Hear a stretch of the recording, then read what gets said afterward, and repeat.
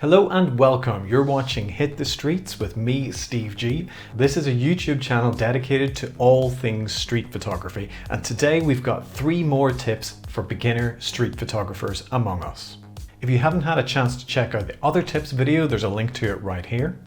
So you've ventured out onto the streets to take some awesome street photos. You've overcome those initial butterflies in your stomach.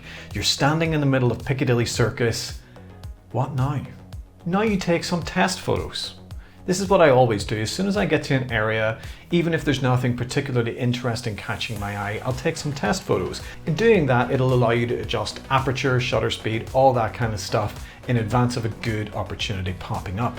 That means that when that perfect street photo story presents itself, you're not worried about the technicalities of actually taking the shot, giving you the opportunity to take the shot.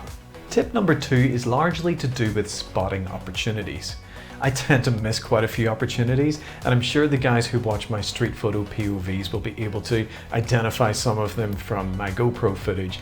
But what I tend to do is look 10 to 15 meters ahead of where I'm walking.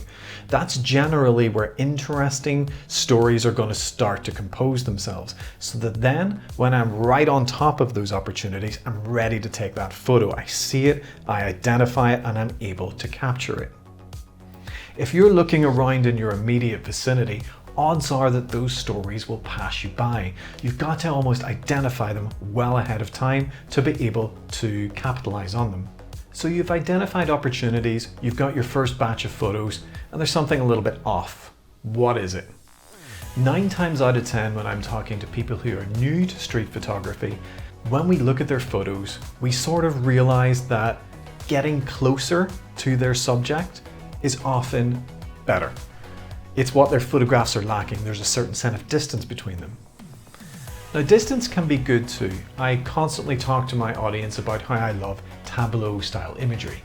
Images where you're very far back and you're almost painting a very large picture with lots of little things happening in it. But 9 times out of 10, to make a story and a street photo personal and captivating, you've got to be up in that person's space. But there's nothing to say that you've got to be able to close the distance overnight. It just takes time, it's a confidence thing, and it's absolutely not essential when you're first starting out. In fact, when you're first starting out, there's even absolutely nothing wrong with using zoom lenses just to close that distance a little bit faster.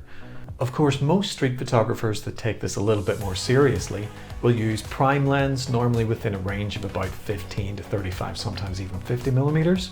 But there's nothing to say that you've got to do that when you first start out.